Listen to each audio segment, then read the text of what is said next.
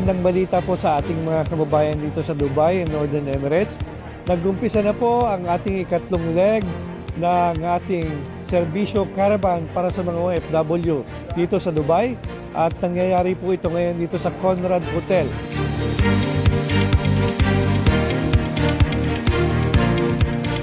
Kami po ay nagpapasalamat sa ating gobyerno, sa MWO, sa Migrant Workers Office, sa Consulate, sa Embassy, at sa ating bansang Pilipinas sa gobyerno dahil pinalapit po nila ang services para sa ating mga OFW.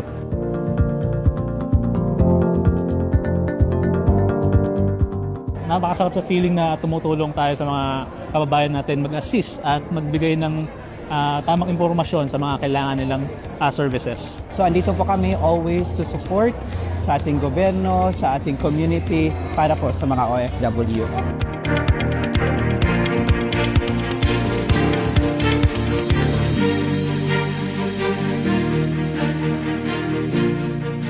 Organize ngayon talagang maganda. Lahat ng volunteer talagang tutulungan ka kung ano ang kailangan mo, i-guide ka nila. Katulad kong isang senior na, happy ako.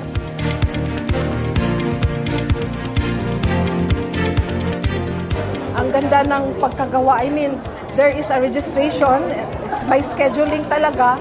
At yun lang masasabi ko, everything is well organized. At ang ganda ng may pagkain pa, may coffee, may juice.